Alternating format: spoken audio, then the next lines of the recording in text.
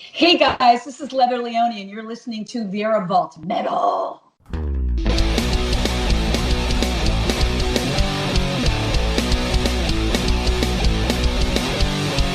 a jam, mess you with, and this is down. It's my podcast. This guy's insane. Rock your brain. It's just a sound. A Steve Vera Vault.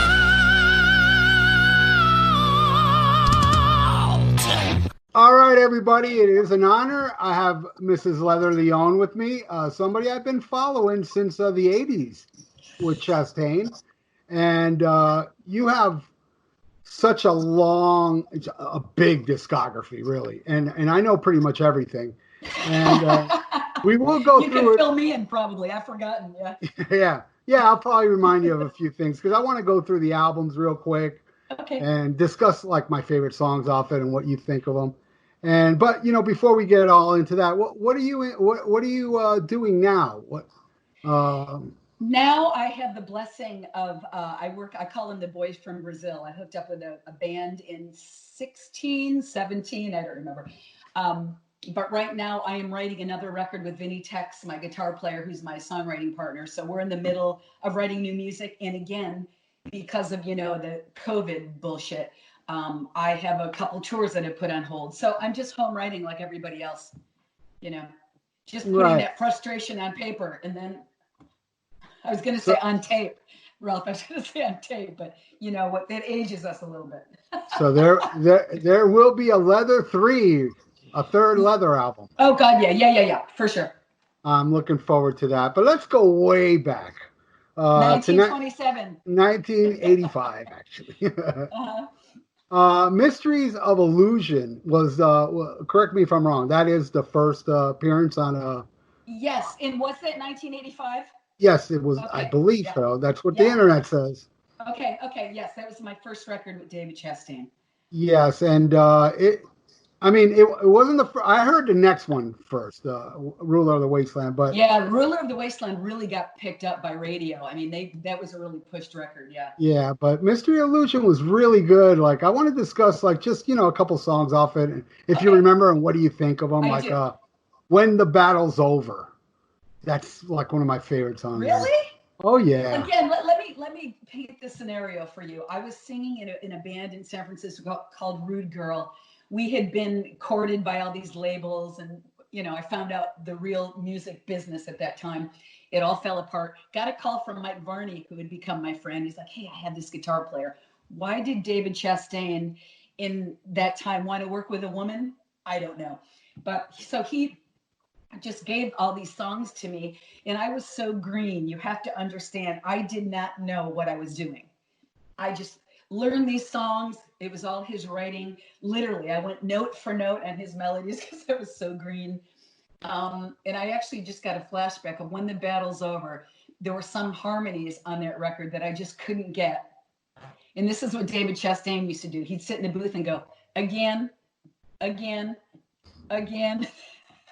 So I remember being really frustrated with that song, but when I heard the end result, it was pretty cool. Yeah, when the battle's over, I'll have my piece of my yeah. Amazing. And Fear No Evil as well. That's another one of my favorites on there. I loved that song from the beginning. I think he actually had that song with CJSS.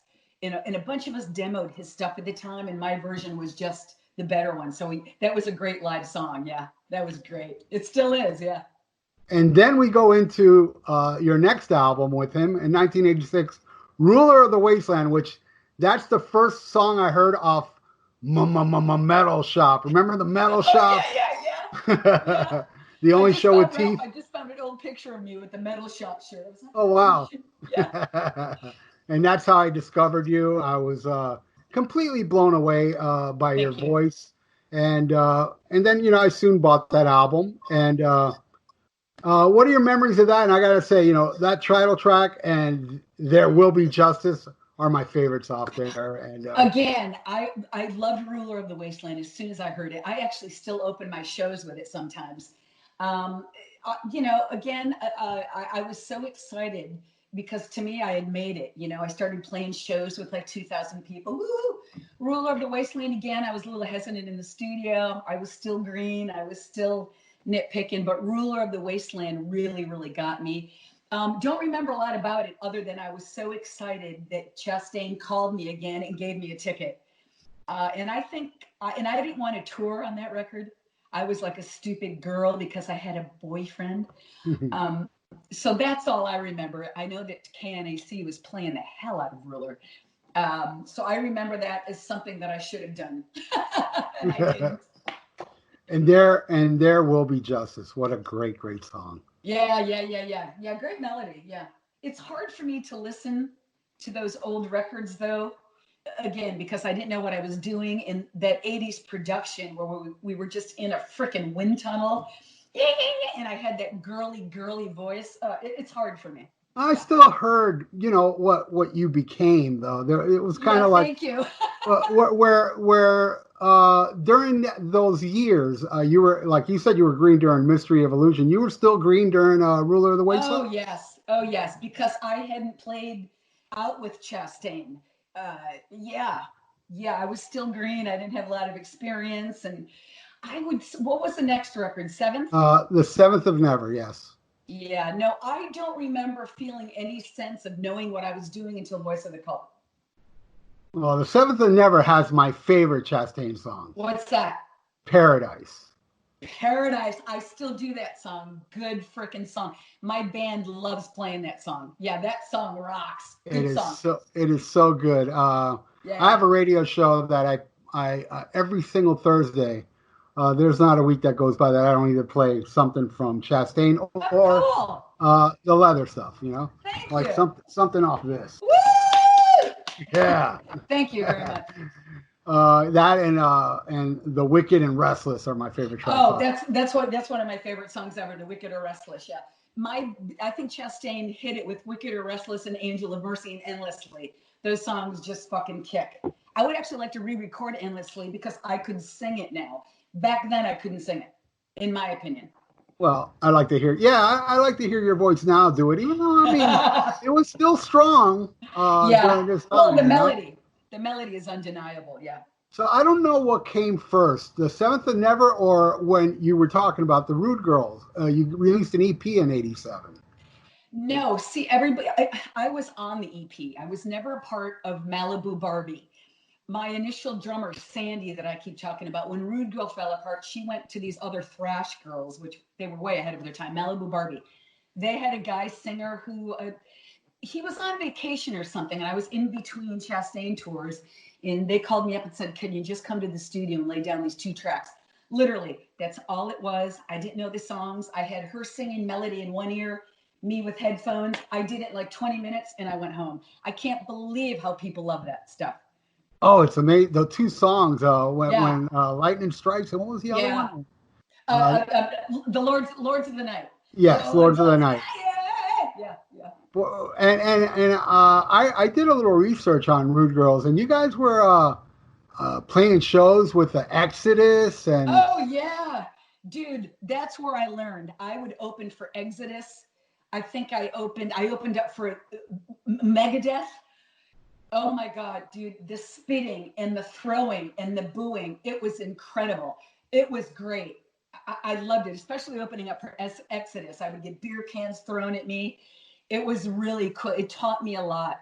And I can remember we were courting, CBS was courting us, Ralph, and we were supposed to open up for Slayer. I was like, we're going to get fucking killed. But it never came to be. But yeah, it was such great times. We used to hang out with Blackie from Wasp, and he would just say to me, I don't know how you do it. I mean, it was a really good training ground for making people pay attention to you. Wow. And I listened to that Rude Girls EP, and I'm thinking, wow, I can't picture you guys getting booed, because it's really heavy. It can fit in well. Well, again, that wasn't the band. The band was Rude Girl, and there's no recordings of Rude Girl. We had a record that we were in. We were more priesty. There was a lot of melody to it. There were big chords. Yeah, the Malibu Barbie thing was just something else. So those songs weren't played? No. Oh, no. That's okay. Yeah. Now I understand. Because we were doing songs like "Hungry for Your Love." Bow, bow, bow. Okay. Yeah, that won't go over with the Paul Baloff. No, we were trying. We were very priesty. We were like priests. Yeah. Oh, that's great, man. And then the next one was the Voice of the Cult. Yeah. Voice of the Cult, Six. like I said, that's what I remember, a turnaround where I was in the studio going, I got this. We had started touring together. I was learning how to deal with crowds. And it was also the first time that I started paying attention to the production. Never liked the production. We sounded way too arena rock. My voice didn't sound like, I don't like those Chastain records at all. I don't like the processed vocals, the layering that they made me do, all the freaking harmony. It was so homogenized to me. Are you talking about the Voice of the Cult? Yeah, Voice of the Cult is when it started. Yeah. Okay, because I did notice. I don't know. It sounded a little beefier than the Well, yeah, previous albums. yeah, yeah. God, I don't even remember who did those because that was before Road Racer at the time. Yeah, they just started it was like arena rock. It was like, we aren't Boston, stop. So I didn't like it. I love the Child of Evermore, Evil for Good Evil, song. Yeah. In the title Voice of the track. Cult, again, I sing that all over the world and people go crazy. I mean, there's little 20-year-old girls in front of me singing that song. It brings tears to my eyes. And that has stuck with me, that label, The Voice of the Cult. So, hey, I'm extremely grateful. I'm just saying, for my taste, I wanted to be heavier. Okay. Then you did your first solo album, Shockwaves, in Yeah. 1989. Yeah. And what do you think? I love that album. What do you think of it? I do. I do like it a lot. But I think the reason why it's so inside of me is because that's the first time I ever actually sat down and wrote melodies and lyrics myself. So I was like, wow, crap, I can do this. Um, Again, way too overpriced. Yeah, no, I still really like it. I do All Your Neon live. I do Shockwaves live, of course, because of our great friend Mark Shelton. I still like it. I think my voice was a little better on that one. Yeah, I like it. Yeah, that's when I started to hear a little bit of a change. Yeah, yeah. A song I really like off that one is "The Battlefield of Life." Oh, that song. So does everybody. My band wants to do that live. That was a song that Chastain literally had back in his closet. Back Oh, in the okay. day, I would listen to tapes and I was like, holy shit. So him and I really, really worked on that. Again, it's a little too, I'm not into all that production, the bells and the whistles and the wind, but that's a good song. And something in his life where the beat Yes. Yeah. for Yeah. Dio. Yeah, that was one of the first songs that I wrote. I was really, really proud of it. Again, it was a little piece of music that Chastain had, and we worked on it. But then again, that album it was basically just a Chastain record. You know Oh, what I'm okay. saying? I didn't move far away enough. No, yeah, Same it did. vein, same Yeah, it producer. had the same vein, the same metal. I mean, Yeah. you, But you, again, you I think my voice was allowed to be a little more like I really sounded. so you were in charge of A little bit more. your Yeah, performance yeah, on that one. yeah, yeah, Okay. Then for Those Who Dare in 1990, yeah, uh, first time I saw a Chastain video. Was there any yeah. video shot before that? Like official videos? No, no, nothing. And I know we were so blessed again because of Monty Connor, who's now at Nuclear Blast. I think, who won't sign me? Um, uh, well, that was Road Runner was Road Racer at the time, right? Right, That was when yes. they had just gotten. Was it that was like pre Nickelback? Before they had all this money.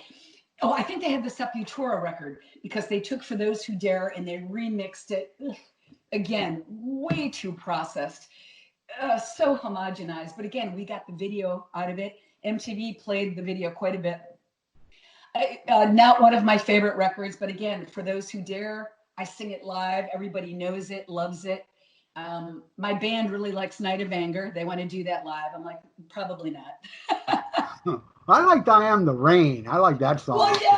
yeah, Chastain allowed me to write a song on the Oh, record. that was your song. I did, excuse me, that in The Mountain Whispers. And I just got a flashback. When I showed him The Mountain Whispers, he calls me Miss Lather. Well, Miss Lather, it doesn't really have a chorus. I'm like, we're doing the song like this.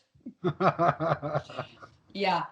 Well, it's a great one, and Not Much Breathing is another one I really Oh, that like was off mine that. too. Yeah, Oh, yeah, was it? yeah. Okay, That was and a great about cover of Barracuda from Heart, I thought. that was something, dude, that the label made us do. I don't do covers. I'm not a cover singer. If you can't make the song greater, and I'm not one of those people. I can't. But Barracuda, for some reason, they said you have to do a cover song. Literally, Chastain. We did that in like 10 minutes. We went into the studio. I'm like, there you go, boom. and I wanted to sing it really dirty, of course. I sang it as dirty as I could. the one I will admit I don't know, but I was doing research is the seventh and the voice. Ah, Seventh of Never, the title track of that song is brutal. Dun, dun, dun, dun, dun, dun. Yeah, Seventh of Never was a pretty big record too around the world. Seventh of Never, I still play sometimes vocally. That song kills you. You listen to it, it just it never stops. Vocally, it's brutal. And then there's the Reign of Leather. That I had nothing to do with that. That's Leviathan. That's the label. What was that like remake? In my opinion, I'm not big enough to do all that greatest. I don't think anybody cares. It was just the label wanted to see if they could do off it. But God bless them, because David Chastain knows that I wanted to stay out there, so he's done a lot of things to help. It never hurts me to do anything, Chastain. So he's always just trying to help me when he thinks there's interest, you know. Right.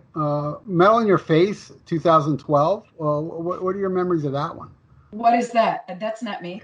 It's part of discography because I don't own that, and I was looking through your discography, and there's something called Metal in Your Face, 2012. Must be something maybe that Chastain did musically. Nothing. It's not me at all. Okay, then I'm sure you know Surrender to No One. Well, yes. Again, he's always been really supportive, and he's always said to me, "You're too good. You need to be out there. Just go out there and do what you can do." So we started talking during Imagine Me Alive. I made a Sludge Leather record in LA. Talking about Dio, I was blessed. Scott Warren was on it. Jimmy Bain was on it. Oh, wow. So I got to rehearse where Dio, oh God, I was like a sniveling baby. But through that, I was talking to Chastain because of business. So we kind of got back in the thing, and he said, "Hey, I have some material that would be Chastain material." And I said, "Yeah, but it's got to be as good as we used to be." So Surrender to No One came out of that. I don't think it's a very strong record. I think vocally it's pretty bad. But I was proud to do it. Again, it threw me back out there, but that definitely wasn't my best, I don't think. Well, I thought the title track, I noticed there was a slight more grit and heaviness. Yeah. Well, finally, Ralph, I was like, hello, this is the way Leather wants to sing. Yeah. Yeah. And also my voice has also changed. Mike Varney told me that my balls have finally dropped. I always wanted to sing in these keys, the keys but I could never sing that low. So I went for the obvious, but my voice has really changed, and I really like it down here. Yeah. And I worked at it. I worked at it a little more, and I wanted everything I do now, the 80s are over. That processing it's gone. I want dry, as dry as it can possibly be. And you made a video for that album, I believe. Evil Awaits Us. Was that on that album? Oh, Evil Awaits Us. I do that live too. Yeah, we did that video, which the video is funny because we're all in different parts of the world. Right. Yeah. With a white background. Yeah. It's like, okay, shoot to Leather. Yeah. But again, it was cool being back with him. We have a really great working relationship. Him and I are total opposites. I drive him crazy because I like a lot of saliva when I sing, so I have like blow pops and gum and tea, and I have spit all over the windscreen. It really drives him crazy, yeah. But we work. We are breezing through that. I thought this was going to take longer, but we're as far as the discography. I have a large opinion of myself. Like I said, I don't sit around. When I make a record, it's done. I can't even listen to them. With the exception of the next one, We Bleed Metal. Love that fucking record. I still listen to it. The original one. Yeah, I love that. All Hail the King. Oh, I love it. Yeah. And I do that live too. Don't Trust Tomorrow, No Place Called Home. That's a great record. It's a good record. Yeah, we spent more time on that one, and he was more okay with what I was doing. Although he's never, even when he writes stuff, he would give me the format and go with it. So it's not like I can blame him. I think, again, as I got older, maybe as more influence, because I love heavy stuff.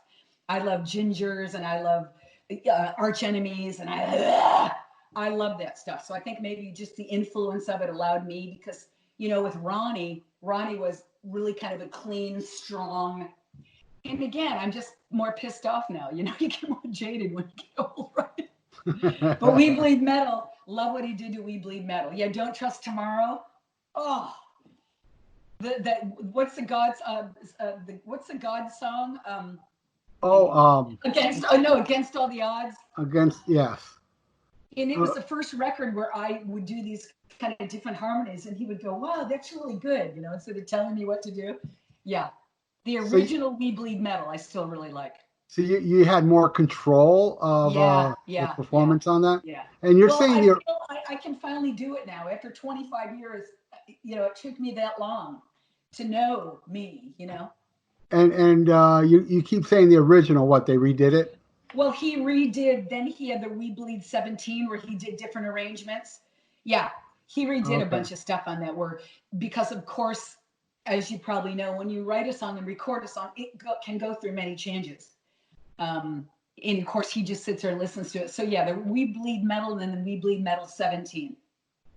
Nice. Well, I got to tell you, out of everything that you've done, this one here is my favorite. Woo! Yeah. Leather too, and you were nice enough to autograph that for me. I got to tell you, I'm so proud of that. I met these guys. Let me tell you what happened. I met a gentleman that wanted Chastain to go down to Brazil. He's not leaving, so he hooked me up with this guy. So I went down there. I had the pleasure of opening up for Rob Rock, who's huge down there. Mm-hmm. So I had only a 3-piece band. Rob Rock had a 4-piece. He had this other guitar player, Vinny Tex, that I keep talking about. So I would open it. I would watch him every night, and I was like, motherfucker, this is my band. So I just started having conversations with them. And again, not being a prolific songwriter, I was going, hey, let's try. And I came home from that tour, and Vinny just started sending me stuff. And we just created this record. And again, I said to them, and they didn't know about me, which was heaven. I said, we aren't doing layers. We aren't doing harmonies. We're going to go in there. I'm doing this vocally like we were in a bar. You're going to hear me spit. You're going to hear things that are out of key. Love that record. Love that frickin' record. I'm so proud of that. Yeah. You know, I can sit, you know how I've been naming a couple tracks off. This one, I can't name a couple tracks. I got to name several. Yeah. You know, I mean, right out the gate with Juggernaut. Yeah. It's like such a blistering burner of a song that it's like, you know what you're in for when you hear that one.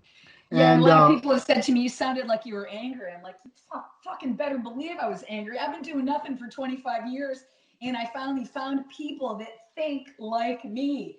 And, you know, and the people in South America are different. We're all jaded in this country. Fuck, I didn't make it. Oh, I don't get paid enough. I'm like, I just want to play, you know? I don't care if I just want to play, and these guys just want to play. And also, they're kind of stuck. They like older music. They aren't really into the heavy extreme metal thing, so they like melody. Vinny Tex is so into melody, so they really helped me out a lot, you know. Extremely tight band. Yeah. Oh God. Yeah. They are so tight, and you know, like I there's too many standouts on this album. Like I love Lost at Midnight, Let Us Kneel, The Outsider. Yeah. Black Smoke is like probably the catchiest. There's so many hooks in that song. I really love that one. That was the first song that came about. We were in Colombia.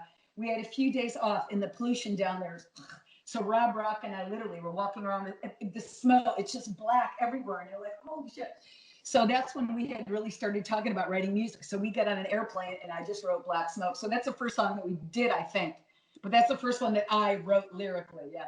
Oh, I just think it's so hooky and so catchy. It's one that gets stuck in your brain. Like that song, there's I've had more than one occasion where it's just, you know, when songs get stuck in your head out of nowhere, you're hanging out and all of a sudden, you know, Black Smoke comes in my head, you know? We did that one live too. We were wondering how they were going to go over. We did Black Smoke live and Let Me Kneel. And again, people know me here. So I was going, what are they going to do about it? They were so into that record. Yeah, they were so into it. It's amazing. You know, you got The One and Hidden in the Dark is so blistering. Again, you know, it's just bam, bam, bam, and it's just amazing, you know. And you see how plain it is? There's no harmonies. It's just, I said, I'm going to go in there, cut this song, we're done. I mean, that's what I want to do.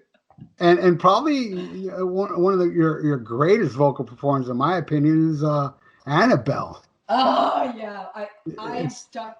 I love those ballady things. That's what I got from Ronnie. Build, build, build, build. Yeah, that was one of my yeah, and favorites. it's like My voice, my voice likes that kind of stuff. Yeah, it's ballady, but then it gets really good, heavy yeah, mid tempo. You yeah, know, yeah, you're not yeah. going to get your typical power ballad from Leather. You know, and then Yeah, and then I thrive on that. American Woman has some salty lyrics on that one. Oh yeah, yeah. That You that wrote the was lyrics a to that? that was a day I was feeling some kind of way, as they say. Yeah, yeah. And I hear a little bit of Van Halen influence in Give Me a Reason. Am I Oh my right? God, let me tell you about that song. Vinny Tex presented that to me. He's totally into. I'm like, no, that's what I said. I said, I don't do this Van Halen stuff, dude. No. But I respect him so much, and I was thinking to myself, I have to do everything I can just to grow. I'm like, I'm going to record it anyway. I'm going to see if I can come up with a melody to something like that. I did it, and it was so much fun and sounded so good. It's like, we got to do this. It's just let's party. Yeah, it's a great song. I think it's the most solid release, and and are you having the same people work on the next album that worked on Leather too? Basically, it's just Vinny and I now. We had more of a team last time, which I don't want. So a lot of this, Vinny and I basically are writing everything. We'll use the same bass player. Yeah, I should say basically the same. So No, I take that back. No, Vinny and I are writing everything. But Vinny and you wrote a Yes, lot off Leather too, right? yes, yeah. We just closed the doors and we're just doing it ourselves. So yeah, it's coming along good. Let me tell you, people are hearing it, going, "Wow, yeah, it's pretty good." So as a singer myself, I got to ask you, what do you do to warm up? Do you do Nothing. anything? Nothing at all. You're like Dio. Dio didn't warm up either. I went through periods where I warmed. Yeah, no, I just don't do it. Besides the fact that I'm so jacked before I go on. And I used to say that to Rob Rock, who, of course, we were all older now. He's still hitting those fucking notes. I'm like, dude, what do you do? He goes, I don't do anything. He goes, come on, you know it. You get out there. You're warmed up by the third song or you suck. And I'm like, yeah, I do nothing. Yeah. And you never had a problem live. I shouldn't say that. I actually lost my voice totally in Italy about 3 years ago. I got a cold and I literally was like, no, Oh but I've been no. really, really blessed.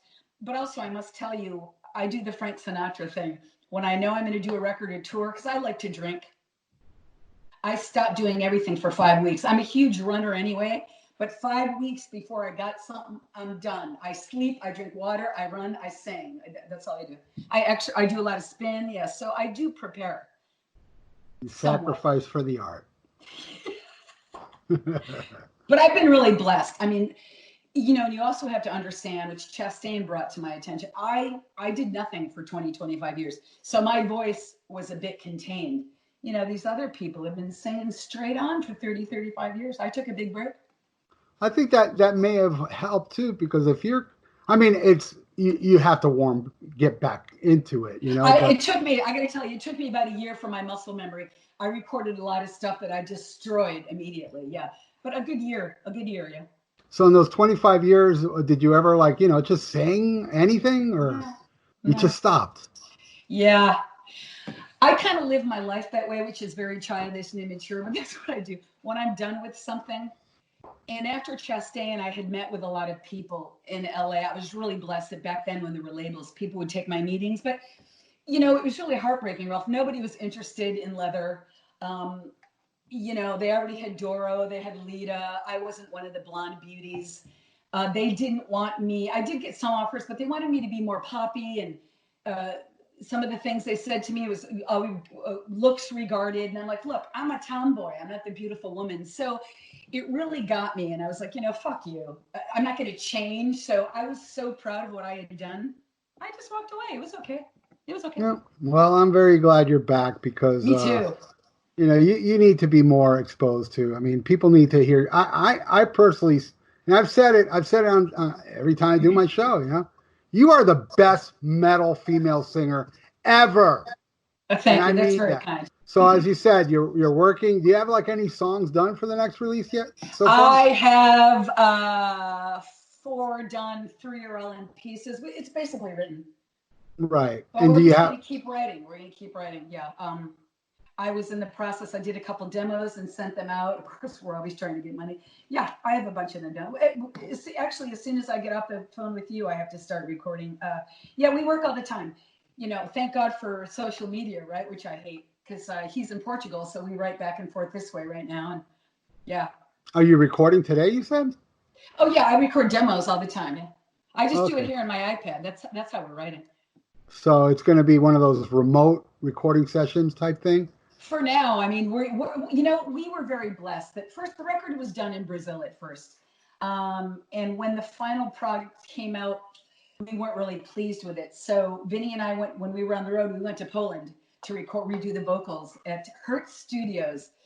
The men, the boys, the brothers that do Behemoth, they do Vader, they do Hate, they do Cattle Decapitation, I think they're called. They're into this heavy fucking music. And Vinny had been in a death metal band called Unearthly, I believe. So he knew them. So he talked to them and they said they're like, yeah, we want to do something more melodic. We want to start. We went there, dude. In 5 days, I redid everything. I have to go back there. I think it's in Białystok, maybe Poland. Hertz Studios. Yeah, that's our plan, is to go back there to do it. Awesome. So, Yeah. what, like you were saying earlier, you were more like a rock girl, like classic rock type stuff before you got Yeah, into the like metal I before listened to, I was Chastain. huge into Fleetwood Mac, Heart, Elton John. There was a band called Ambrosia from upstate New York, Crack the I remember. Sky, Boston. Yeah, into that huge. And remember, my dad started letting me go to concerts, and you go Blue Oyster Cult, just that big arena sound. Actually, for my audition for Rude Girl, I sang rock and roll, the Heart version. And then, like I said, they just looked at me and they said, try to sing like Bon Scott. I said, okay, I'll try. And it was horrible, but I realized that's what had always been inside of me. So I just rehearsed for like a year. I just kept doing it and doing it and doing it till I could do it. But it was always inside me. I'm glad they urged it out. I'm not So a it Pat was, Benatar. I'm not a Pat Benatar. so it was kind of like being in Chastain made you more Oh metallic. yeah, yeah. Because he just let me go. Like I said, I was so green, but he used to be like, just go in. We used to do a lot of recording at night, like 1, 2, 3 in the morning, and he would be like, just go sing the song. You got it. Just go do it. That's awesome. So looking back on all your records, everything that you've released, what are you the most proud of? Leather too. Leather too. Yeah, Yes, my favorite as well. yeah, Everybody needs to get this. This is yeah. I mean, it was such a big deal for me. I can't tell you. And again, I was like, wow, is anybody gonna even give a shit? Yeah, I'm so proud of that record. all killer, no filler. You need to get this. Let them know where they can get this, Oh, Leather. they can go on the leatherleone.com. We sell it on Facebook. They sell it through Dive Bomb. You can get it on eBay. It's everywhere. Um, yeah, I just can't wait to record again and play with these guys. Like I said, we have tours that are on hold. So when are we going to be able to tour again, do you think? The spring? Oh, fuck. You need to come to South Florida. I would love to. I have friends down there that say, yeah, we'll see. We'll see. And again, I just want to tour. And most people my age, they want to stay at home. I plan my life appropriately. I'm not married. I don't have kids. I don't have a mortgage. Look, I can pack up my stocking and go at any time. You need to answer to nobody. Yeah, yeah. We are very much alike. The single life. Woo! Yeah, Hell yeah, yeah. You have to yeah. answer to nobody. No, Do yeah, I'm what we way too want when selfish. we want. I'm too selfish for that crap. Yeah. That's where we're alike. Yeah, no wonder I'm so much into your music. Yeah. Thank you so much for talking about that. Yeah, it wasn't a big seller, of course, but people really liked the feedback was great. Oh yeah, no, and it's very. Hey, if you want to hear some of it, it's up on YouTube. Yeah, it's on YouTube. Yeah, And it's believe, it's all there. It's Spotify, Apple Music. I mean, it's everywhere. Yeah. yeah, it's just give it a listen, and you need to buy a hard copy Ew. because this I was is actually just definitely. having a conversation with Vinny about should we just call the next one 3? He goes, no, Any no working more of the title number yet? stuff. Any working title yet? No, no. And it's funny. The 2 came about where we were kind of coming up with all these ideas, leather and this, leather and that. And we're like, people, it's about leather. They don't care who's playing guitar. Let's just call it leather. And I said, well, we just started calling it two, like as a working thing. And it was a joke that I had that I'm really comfortable being number two. I'm really comfortable having somebody ahead of me, in relationships and music and life. I'm like, let's just call it two. And I think my manager at the time said, yes, but in Roman numerals. I said, yeah, okay. Well, it's an outstanding release, and Thank you so much. I really do encourage people to go out there and check it out. And Leather, thank you so much for your time. Of course. I have been a fan of yours for decades, and it's so cool to actually get to talk to you and tell you how much this means to me. Because this album is like, I've been following you. I love your vocals. I always thought, you are the best at, for me, you're my favorite. Yeah. But then I hear this and I'm like, oh my God, she just topped everything she's ever done. Yes. Yeah, I'm so proud of the work. And it was a labor of love. Those guys worked so hard. And I'm hoping 3 will be, whatever it's going to be called, is in the same vein. Oh yeah. It will be. It will be in the same vein. That's all I can do. I can't do a Beatles tribute. Come on, that's all I do. I want to hear Leather Leone. Leather Leone I've always known, and this is just an amazing CD. So please go out there, get there. Thank you so much. I do my best to support you, and I just want people to catch on because I think it's you're criminally underrated. I think. God, that's a good title of a song. That's a good title of the next album. Holy, that would be a good title. I give you criminally unrated. I'm writing that down. Write it down. I like that. I'm working on a song right now calling it COVID. Maybe we should just call it the COVID tour. I don't know. Criminally unrated. Well, thank you too. I appreciate it. Just so I'll look forward to this. Your YouTube. You're very welcome. And if criminally underrated is not the title, how about we're playing Miami Beach. We're going to Florida. We're coming Miami. We're coming to Miami. I've never been there. It's a pretty crazy city, right? I've never been there. Well, yeah, some parts are really bad and some parts are great. No different than San Francisco. Yeah. Well, San Francisco, look, I come from New York. So San Francisco, I was like, really? This is it? San Francisco is just like a big town. It was insane in the 80s. Not anymore. It was happening up until the early 90s, but it's not anymore. Like anything, the clubs have closed, Mothers Against Drunk Driving made a huge impact. And now people can watch you on this little device. Why go out? Why go out? And there's a homeless problem over there, I think, or am I thinking of somewhere else? Huge. Oh, it is huge. Yeah. I was just there not too long ago to visit. Oh, really? Yeah. I went to go see, of all bands, Electric Light Orchestra.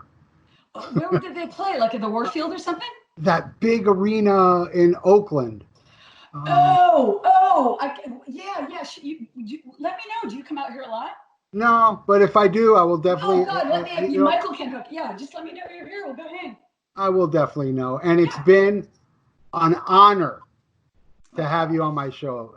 Anytime, it was a pleasure. I really appreciate when my music moves people, so it's my honor also. And when your new album's out, I would love to have you back on. Yes. Okay. Great. We'll do that. The criminally unrated record. I really will. I'll talk to you soon. Stay safe. Stay inside. Yeah. Stay home. SIP. You know the deal. Everybody stay home. Be like me and Leather. Metal. Thank you so much, dear. Of course. Take care. Bye-bye. Bye-bye. Leather Leone rules. God, I love her. She's awesome, man. What a great personality, too. She was, so into it. I loved that interview. It was just a lot of fun talking to her. And really, I've been into her since the 80s. So it's really cool to actually get to talk to her and get to tell her all my favorite songs and her telling stories behind it. I loved it. And I hope all you that don't know much about Leather to look into it, And if you keep listening, maybe, definitely you'll get to hear a song. Inside My Vault.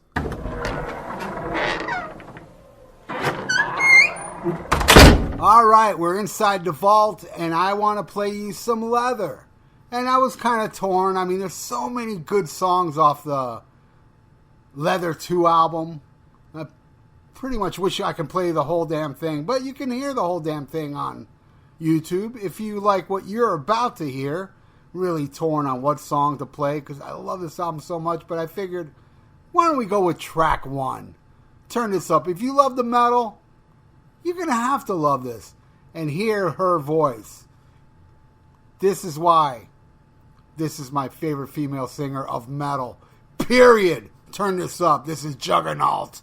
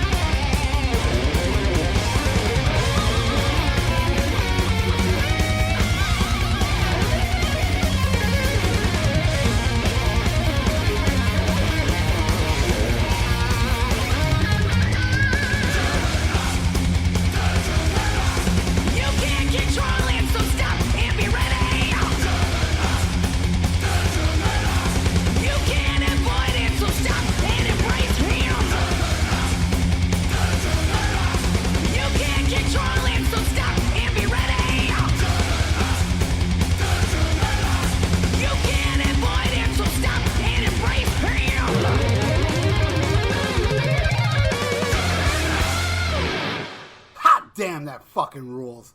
That was Leather Leone with Juggernaut off her album Leather 2. Check it out. Buy it. It'll make your life better. Well, that's another Vieira Vault. Want to thank you all for listening, as always. And, man, I have in the can 5 episodes for the next 5 weeks.